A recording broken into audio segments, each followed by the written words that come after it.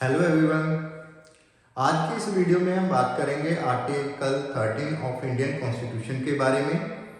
ये आर्टिकल की जो पूरी प्रोविजंस हैं, जो पूरी क्लॉज हैं, उनके बारे में हम इस वीडियो में बात करेंगे। साथ के साथ जो सुप्रीम कोर्ट की जजमेंट है इस आर्टिकल 13 के ऊपर, उसके बारे में हम बात करते हैं। तो चलिए स्टार्ट करते हैं हमारी आज की video. Article 13 of Indian constitution. Introduction में क्या है कि आर्टिकल 13 है, हम उसे प्रोटेक्टर ऑफ फंडामेंटल राइट भी कहते हैं। क्यों कहते हैं? क्योंकि ये जुडिशियल रिव्यू की पावर देता है। कोई भी लॉ अगर वो फंडामेंटल राइट के साथ इनकंसिस्टेंस है या कॉन्फ्लिक्ट में है, तो उसको सुप्रीम कोर्ट या हाई कोर्ट उसको वाइड डिक्लेयर कर सकती है, उसको अनकॉन्स्टिट्यूशनल डिक्लेयर कर सकती है। तो जो आर्टिकल 13 है, ये फंडामेंटल राइट की सुपरमेसी, उसकी जो राइट की मेंटेन करता है, सुपरमेसी ऑफ फंडामेंटल राइट है वो मेंटेन करता है आर्टिकल 13। आर्टिकल 13 के ऊपर हमारा एक फ्लो चार्ट है। आर्टिकल 13 में टोटल 4 क्लॉजेस हैं, क्लॉज 1, क्लॉज 2, क्लॉज 3। अब इन क्लॉजेस के नीचे क्या है? क्लॉज 1 कहती है प्री कॉन्स्टिट्यूशनल लॉ के साथ। क्लॉज 1 में जो प्रोविजंस हैं वो प्री कॉन्स्टिट्यूशनल लॉ के साथ डील करती हैं। क्लॉज 2 की प्रोविजन पोस्ट कॉन्स्टिट्यूशन लॉ के साथ डील करती हैं, और क्लॉज 3 की जो प्रोविजंस हैं वो लॉ और लॉ इन फोर्स वर्ड को डिफाइन करती हैं। और क्लॉज 4 है जो कि आर्टिकल 368 के अमेंडमेंट पावर जो है पार्लियामेंट की, उसके इफेक्ट को एक्सक्लूड करती है। क्लॉज 4 को 24th अमेंडमेंट एक्ट 1971 में ऐड किया गया था। अब इन क्लॉजेस की बात करते हैं। क्लॉज 1 में जो कि प्री कॉन्स्टिट्यूशनल लॉ की बात करती है, pre constitutional law post constitutional law होते हैं कि जो कॉन्स्टिट्यूशन के इन्फोर्स आने से पहले और बाद के लॉ हैं। जैसे कि 26 जनवरी 1950 को हमारा कॉन्स्टिट्यूशन फोर्स में आया, अमल में आया, तो उससे जो पहले के लॉ हैं उनको प्री कॉन्स्टिट्यूशनल लॉ बोलते हैं, और जो उसके बाद के लॉ हैं उसको पोस्ट कॉन्स्टिट्यूशनल लॉ बोलते हैं।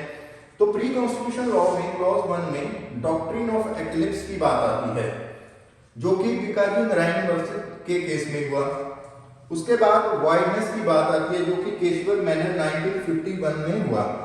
क्लॉज 1 में वाइडनेस का मीनिंग क्या है और किस एक्सटेंट तक है, ये केशवर मेनन के केस में 1951 में सुप्रीम कोर्ट में डिसाइड किया था। अब क्लॉज 2 में प्री कॉन्स्टिट्यूशनल लॉ में की बात करता है, और क्लॉज 2 में 2 पार्ट है। पहला पार्ट कहता है कि state shall not make law. State के ऊपर रिस्ट्रिक्शन है कि वो ऐसा कोई भी लॉ नहीं बना सकते जो फंडामेंटल राइट की वायलेशन करता है या फंडामेंटल राइट के साथ कॉन्फ्लिक्ट में इनकंसिस्टेंस है। और सेकंड क्लॉज जो पार्ट है क्लॉज 2 का, वो कहता है कि अगर कोई लॉ बन गया तो वो वाइड है, किस हद तक वाइड है वो उसकी बात करता है। इसके साथ डॉक्ट्रिन ऑफ सेवेरेबिलिटी, अगर कोई लॉ बन गया तो उसको वैलिड और इनवैलिड पार्ट को कैसे अलग देखा जाएगा, वो डॉक्ट्रिन ऑफ सेवेरेबिलिटी है, जिसके 6 प्रिंसिपल हैं जो कि लेट डाउन किए गए थे RND वाला 1957 के केस में। डॉक्ट्रिन ऑफ सेवेरेबिलिटी के एग्जांपल के तौर पे हम मिनर्वा मिल्स 1980 के केस को देखेंगे। साथ में क्लॉज 3 में बात करते हैं तो डिफाइन किया गया लॉ और लॉ इन फोर्स को। लॉ की क्या डेफिनेशंस हैं, क्या वो आर्टिकल 368 के जो अमेंडमेंट है वो लॉ में है या नहीं है, उसके लिए शंकरी प्रसाद 1951 के केस की बात करेंगे, सज्जन सिंह 1965 के केस की बात करेंगे, IC गोलकनाथ 1967 वाले केस की बात करेंगे, सुप्रीम कोर्ट के केस हैं।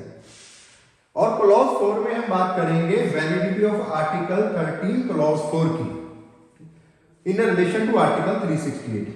आर्टिकल 368 के साथ कॉन्स्टिट्यूशनल वैलिडिटी है जो आर्टिकल 13 क्लॉज 4 की, उसकी बात करेंगे, जो कि केशवानंद भारती का केस है, 1973 का केस है, इसको हम बात करेंगे। तो हम 1 बाय 1 क्लॉज को देखते हैं। उससे पहले जो कीवर्ड है उनको बात करते हैं कि all law in derogation of fundamental rights, जो वर्ड यूज किया गया है मींस टेकिंग, लेसनिंग और इम्पेयरिंग द अथॉरिटी। जो किसी फंडामेंटल राइट की पोजीशन को कम करती हैं उसको डेरोगेटरी में वर्ड उसके लिए की यूज किया गया है। टेरिटरी ऑफ इंडिया जो वर्ड यूज किया गया है वो वर्ड उसका मीनिंग वो है जो आर्टिकल 1 में डिफाइन किया गया है। उसके बाद स्टेट का जो एक्सप्रेशन यूज किया गया है law inconsistence within derogation of fundamental right. तो ये एक्सप्रेशन है आर्टिकल 12 में। जो आर्टिकल 12 में स्टेट की डेफिनेशन दी गई है वो यहाँ पे वो डेफिनेशन स्टेट की जो एक्सप्रेशन है वो यूज किया गया है। आर्टिकल 13 की वर्डिंग जो हेडलाइंस है वो कहते हैं कि लॉ इनकंसिस्टेंस विद और इन डेरोगेशन, इनकंसिस्टेंस और derogation of the fundamental rights, article 13 की ये हेडलाइंस है। क्लॉज 1 कहती है कि ऑल लॉ, सारे लॉ जो इनफोर्स हैं कहां पे, इन द टेरिटरी ऑफ इंडिया, कब से, इमीडिएटली, किससे immediately, before the commencement of constitution, constitution start होने से इमीडिएटली पहले जो लॉ टेरिटरी ऑफ इंडिया में इनफोर्स थे, इन सो फार, जहां तक दे आर इनकंसिस्टेंस, जहां तक वो इनकंसिस्टेंस हैं, किस प्रोविजन के साथ, provision of this part, this part means part 3 of Indian constitution fundamental right का जो पार्ट है उसके साथ जहां तक वो इनकंसिस्टेंस है, shall to the extent of such inconsistency be void, वहां तक वो लॉ वाइड है। क्लॉज 1 ये बड़ा क्लियर करती है कि जो फंडामेंटल राइट है वो प्रोस्पेक्टिव इन ऑपरेशन है। कोई भी लॉ जो बनता है वो प्रोस्पेक्टिव इन नेचर ही होता है, प्रोस्पेक्टिव इन ऑपरेशन होता है। जब तक उसको एक्सप्रेसली ये रेट्रोस्पेक्टिव इफेक्ट ना दिया जाए तो जो कोई भी लॉ है वो प्रोस्पेक्टिव होता है। तो क्लॉज 1 में ऐसी कोई प्रोविजन नहीं है जो ये कहती है कि ये फंडामेंटल राइट है वो रेट्रोस्पेक्टिव इफेक्ट से है, तो ये प्रोस्पेक्टिव ऑपरेशन के साथ है। तो बेसिकली क्लॉज 1 डील करती है कॉन्स्टिट्यूशन, प्री कॉन्स्टिट्यूशन लॉ के साथ। Pre constitution law means law which already existed, जो ऑलरेडी एग्जिस्टेड थे और परफेक्टली वैलिड थे, लॉ थे, एग्जिस्ट करते थे और वैलिड थे जब कॉन्स्टिट्यूशन पास हुआ, दैट इज 26 जनवरी 1950 को। और इससे पहले जो लॉ थे, एग्जिस्ट करते थे, वैलिड थे, तो ये क्लॉज उसके साथ डील करती है। अब वाइडनेस की बात करते हैं, तो जो वाइडनेस का मीनिंग है हम इसको उस सेंस में नहीं ले सकते जो कि हम लेते हैं रिपील्ड के लिए। रिपील्ड लॉ के लिए जो हम सेंस वर्ड यूज करते हैं वो हम यहाँ पे वाइडनेस के लिए नहीं यूज करते। Keshavan Madhavan Menon versus state of Bombay 1951 AIR page 128 ये कहता है कि article 13 clause 1 Indian constitution does not make the existing law which are with fundamental right void ab initio. Clause 13 सारे ही लॉ जो कि पहले से हैं और फंडामेंटल राइट के साथ इनकंसिस्टेंस करते हैं उनको एब इनिशियो वाइड, मतलब शुरू से ही सारे के सारे को वाइड नहीं है और फॉर ऑल द पर्पस, और हर एक पर्पस के लिए दे आर वाइड, वो सिर्फ वाइड है कहां तक, जहां तक वो कॉन्फ्लिक्ट में है, किसके साथ, फंडामेंटल राइट के साथ कॉन्फ्लिक्ट में है। इस केस के थोड़े फैक्ट देखते हैं। इस केस में जो अपीलेंट था वो सेक्रेटरी था पीपल्स पब्लिक हाउस का। उसने सितंबर 1949 में एक पैम्पलेट पब्लिश किया रेलवे मजदूरों के खिलाफ नई साजिश। ये पैम्पलेट उसने पब्लिश किया। उसका कहना था कि ये पैम्पलेट है, ये बुक की डेफिनेशन में आता है जो कि section 1 of press of registration and book act है। बट बॉम्बे गवर्नमेंट का ये व्यू था कि जो पैम्पलेट है वो न्यूज शीट है with in the meaning of section 2 clause 6 of Indian press emergency power act 1931 में, और इसके लिए उसको परमिशन लेना था अथॉरिटी का before publishing the pamphlet. But उसने परमिशन नहीं लिया तो उसने सेक्शन 18 क्लॉज 1 के साथ ऑफेंस कमिट किया है। पिटिशनर ने इस चीज को चैलेंज किया, क्यों? क्योंकि फंडामेंटल राइट उसके फ्रीडम ऑफ स्पीच की वायलेशन करते थे। आर्टिकल 19 क्लॉज 1A की पिटिशनर का कहना है कि ये जो उसके ऊपर प्रोसिक्यूशन चल रही है ये उसकी वायलेशन करती है, राइट टू फ्रीडम उसका वायलेट हो रहा है इससे। बट सुप्रीम कोर्ट ने इस केस में क्लियर किया कि आर्टिकल 13 1 क्लास उन केसेस पे अप्लाई नहीं होती जहां पे ऑफेंस कॉन्स्टिट्यूशन के कमिटमेंट से पहले कमिट कर दिया है, वहां पे ये एप्लीकेबल नहीं होती। अब क्लॉज 1 में डॉक्ट्रिन ऑफ एक्लिप्स की बात करते हैं। हम देखते हैं कि जब सन, मून और अर्थ एक ही दिशा में होते हैं तो कुछ पार्ट है अर्थ का वो कुछ समय के लिए एक्लिप्स की मूवमेंट में चला जाता है, परछाई की मूवमेंट में चला जाता है, तो हम उसको एक्लिप्स बोलते हैं। ये एक्लिप्स का जो फॉर्मुलेशन हुआ था डॉक्ट्रिन का एक्लिप्स का, ये प्री कॉन्स्टिट्यूशनल लॉ को इनकंसिस्टेंसी को देखने के लिए हुआ था और इस डॉक्ट्रिन को फॉर्मुलेट किया था जस्टिस दास ने Bikaji Narayan versus state of MP 1955 के केस में। उन्होंने कहा कि जो डॉक्ट्रिन ऑफ एक्लिप्स है उनको प्री कॉन्स्टिट्यूशनल लॉ में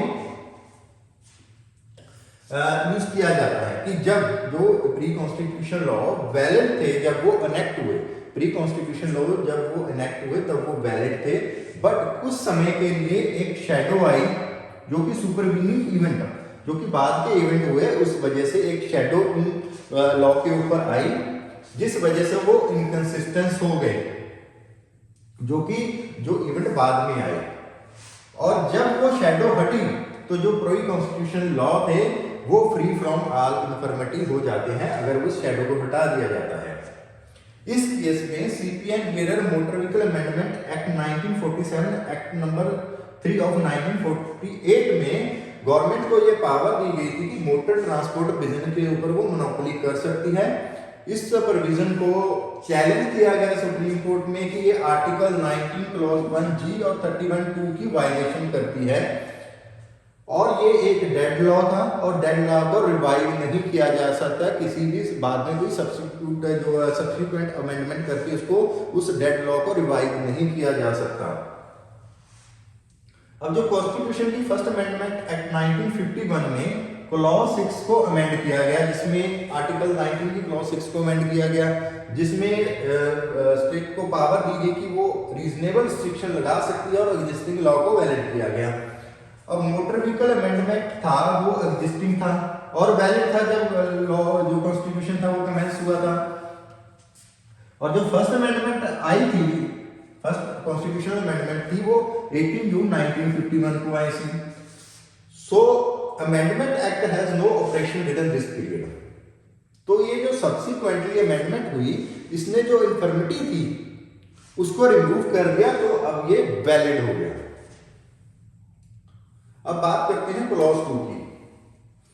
क्लॉज 2 कहती है state shall not make any law which take or abridge the rights conferred by this part। State के ऊपर रिस्ट्रिक्शन है, वो कोई ऐसा लॉ नहीं बनाती जो फंडामेंटल राइट को राइट की वायलेशन करता है या उसको खत्म करता है। एनी लॉ मेड, अगर कोई लॉ बन जाता है, contravention of this clause shall to the extent of contravention be void, तो जहां तक वो कंट्रावेंशन करता है तब तक वो वाइड है। सो क्लॉज डील करती है, क्लॉज 2 डील करती है पोस्ट कॉन्स्टिट्यूशन लॉ के साथ। अब पोस्ट कॉन्स्टिट्यूशन लॉ के डॉक्ट्रिन ऑफ सेवरेबिलिटी का जो प्रिंसिपल है वो आता है। सेवरेबिलिटी क्या है? सेवरेबिलिटी है कि कोई भी section, subsection, sentence, clause, phrase और वर्ड, प्रोविजन और एप्लीकेशन जो कि इनवैलिड पाई जाती है या इनवैलिड है, इलीगल है, अनकॉन्स्टिट्यूशनल है, अनएनफोर्सेबल है, उसका इफेक्ट दूसरी प्रोविजन पे नहीं होगा जो कि वैलिड है। तो इन शॉर्ट में जो डॉक्ट्रिन ऑफ सेवरेबिलिटी है मींस कि जब हम कुछ प्रोविजन है स्टैट्यूट की, कोड की कुछ प्रोविजन है जो कॉन्स्टिट्यूशनल लिमिटेशन के अगेंस्ट है और उन प्रोविजन को, उस कोड की प्रोविजन को अलग किया जा सकता है, सिवियर किया जा सकता है रेस्ट ऑफ द कोड से, उसकी प्रोविजन से। So offending provision will declared be void by the court and not the entire statute। तो जो offending provisions हैं, जो invalid है, उसको अलग करके बाकी के कोड के पूरे कोड को, पूरे के पूरे statute को invalid नहीं किया जा सकता। अब जब देखते हैं कि जैसे ये पूरा एक लॉ है, statute है, अगर इसका कुछ पार्ट invalid है और कुछ वैलिड है, तो इनवैलिड पार्ट को हटाया जा सकता है और वैलिड पार्ट को रखा जा सकता है। पूरे के पूरे एक्ट को, स्टैट्यूट को खत्म नहीं किया जा सकता, वाइड डिक्लेयर नहीं किया जा सकता। सवेरेबिलिटी मींस, अब सवेरेबिलिटी का जो प्रिंसिपल है, 6 जो प्रिंसिपल ले डाउन किए गए वो RMD ब्रूवाला versus Union of India AIN 1957 के केस में हुआ। इसमें 6 प्रिंसिपल थे, वो ले डाउन किए गए कौन से केसेस में, कौन सी कंडीशन में सवेरेबिलिटी का जो डॉक्ट्रिन है वो एप्लीकेबल होगा। इसके लिए पहले नियम के मुताबिक लेजिस्लेचर की ये इंटेंशन देखनी पड़ेगी, ये टेस्ट अप्लाई करना पड़ेगा कि जब वो लॉ बना तो लेजिस्लेचर की क्या इंटेंशन थी। देखना ये होगा कि अगर लेजिस्लेचर को पता था कि इसकी जो प्रोविजंस हैं वो इनवैलिड हैं, तो क्या वो वैलिड प्रोविजन को भी बनाते, अगर उनको ये पता होता। सेकंड है कि अगर वैलिड और इनवैलिड प्रोविजन है वो इस तरह से मिक्सअप है कि उनको अलग नहीं किया जा सकता एक दूसरे से, तो पूरे का पूरा एक्ट ही इनवैलिड हो जाएगा। अब जो थर्ड क्लास बात करती है कि अगर वो डिस्टिंक्ट हैं और सेपरेट हैं, अलग अलग है, और after striking off what is invalid, invalid निकालने के बाद जो बाकी बचता है वो कंप्लीट इंडिपेंडेंट कोड है, तो उसको पूरे को अनइंफोर्सेबल नहीं किया जा सकता, उसको सेपरेट किया जा सकता है अगर प्रोविजन डिस्टिंक्ट और सेपरेट है। Even when the provisions are valid, are distinct and separate from those which are invalid, अगर वैलिड और इनवैलिड होने के जो प्रोविजंस हैं उनको डिस्टिंक्ट और सेपरेट प्रोविजंस हैं, बट वो एक सिंगल स्कीम का पार्ट है, स्टैट्यूट के एक सिंगल ऑब्जेक्ट या सिंगल स्कीम का पार्ट है, और उन इनवैलिड प्रोविजन को अलग करने के बाद उस स्कीम को नहीं चलाया जा सकता, उस सिंगल ऑब्जेक्ट को चीज नहीं किया जा सकता, तो पूरे का पूरा स्टैट्यूट है वो इनवैलिड हो जाएगा। इसी तरह से अगर इनवैलिड और इनवैलिड स्टैट्यूट के पार्ट इंडिपेंडेंट है और वो किसी स्कीम का पार्ट भी नहीं है, किसी एक कॉमन ऑब्जेक्ट का, किसी कॉमन स्कीम का पार्ट भी नहीं है, बट अगर उनको इनवैलिड पोर्शन को अलग करने के बाद जो बाकी बचता है वो इतना ज्यादा थिन है कि उसका जो सब्सटेंस है वो खत्म हो जाता है, तो उससे भी उसको भी पूरे के पूरे जो एक्ट है उसको इनवैलिड है वो कर दिया जाएगा। अब 6th जो प्रिंसिपल कहता है कि इनवैलिड पोर्शन निकालने के बाद जो बाकी बचता है उसको भी इन्फोर्स करने के लिए अगर अल्टरेशन मॉडिफिकेशन करनी पड़ रही है तो इससे बेटर है कि पूरे के पूरे ही एक्ट को स्ट्रक डाउन कर दिया जाए, क्योंकि अगर नहीं ऐसा करेंगे तो इसको जुडिशियल लेजिस्लेशन कहा जा सकता है कि जो आपने एक्ट बनाया उसको सुप्रीम कोर्ट या हाई कोर्ट ने कहा कि इसको एप्लीकेबल कर दो, इस पार्ट को रहने दो, तो वो एक जुडिशियल लेजिस्लेशन हो जाएगी। तो इससे बेटर है पूरे के पूरे एक्ट को ही खत्म कर दिया जाए।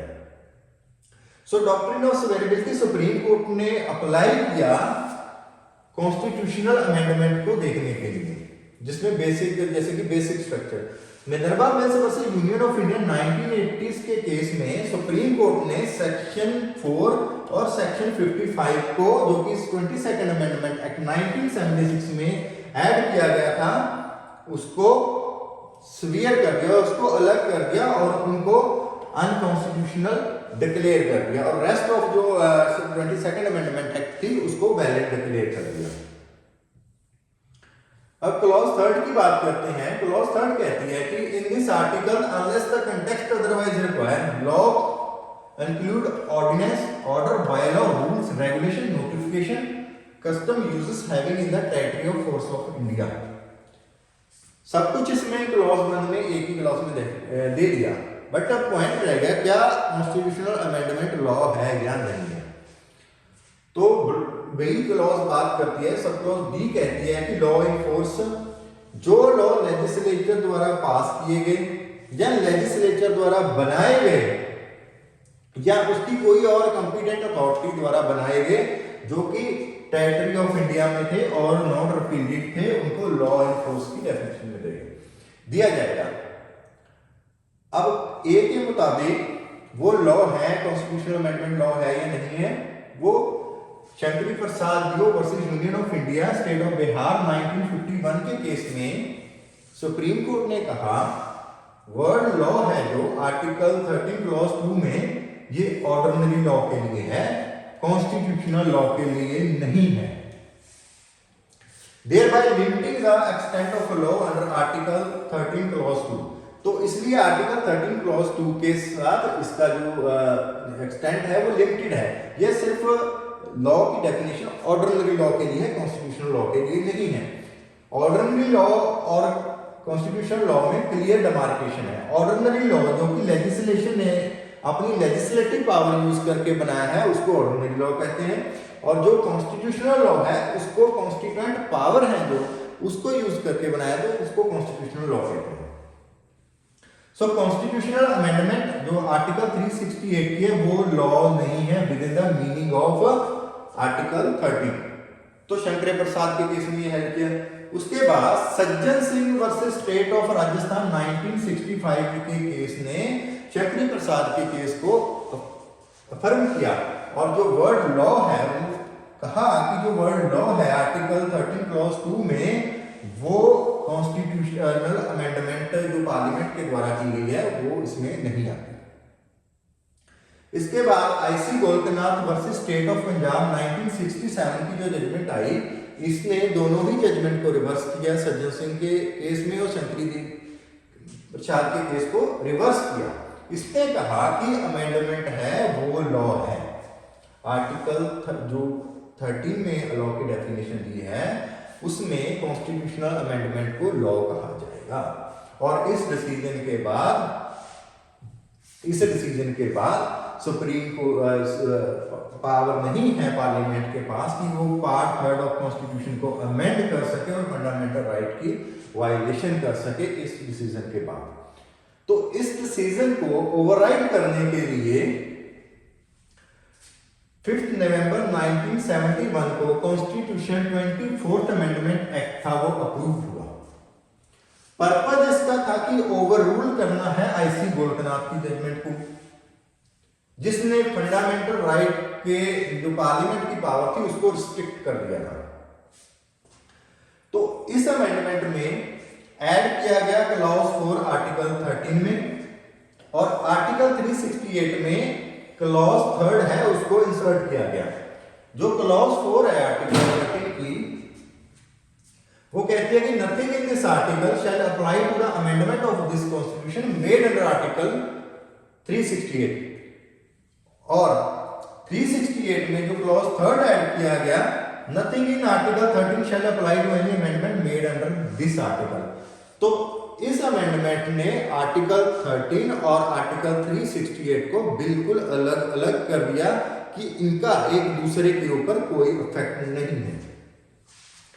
उसके बाद में चैलेंज हुई Keshavananda Bharati versus state of Kerala 1973 में। इसमें सुप्रीम कोर्ट ने कहा कि जो कॉन्स्टिट्यूशनल अमेंडमेंट है under article 368 is not law, वो लॉ नहीं है आर्टिकल 13 क्लॉज 2 में। Article 368 is not controlled by article 13 clause 2। तो आर्टिकल 368 आर्टिकल 13 से कंट्रोल नहीं होता, और जो प्रोहिबिटरी इंजंक्शन है आर्टिकल 13 में वो अट्रैक्टेड नहीं है अमेंडमेंट पावर के ऊपर। सुप्रीम कोर्ट ने जो 24th अमेंडमेंट थी और क्लॉज 3 और क्लॉज 4 को अपहेल्ड कर दिया। बट इसके साथ सुप्रीम कोर्ट ने ये कहा कि पार्लियामेंट के पास अनलिमिटेड पावर नहीं है किसी भी कॉन्स्टिट्यूशन के किसी भी पार्ट को अमेंड करने के लिए। वो जो पावर है वो subject to certain inherent limitation के साथ है। वो क्या है कि जब भी वो पार्लियामेंट अमेंड करने की कोशिश करेगी तो वो बेसिक स्ट्रक्चर और बेसिक फ्रेमवर्क है कॉन्स्टिट्यूशन उसको चेंज नहीं करेगी। तो इस केस में कॉन्स्टिट्यूशन के नेचर को अलग एक दिशा दी। सो 24th अमेंडमेंट थी वो कंफर्म हुई केशवानंद भारती के केस में, और ये हेल्ड हुआ कि जो लॉ है आर्टिकल 13 में वो एक्सक्लूड करती है amendment of constitution made under article 368। तो ये हमारी पूरी वीडियो थी आर्टिकल 13 के ऊपर। होप सभी को ये वीडियो अच्छी लगी होगी। अगर अच्छी लगी है वीडियो को लाइक करें और शेयर करें। Thank you for watching this video. Thank you.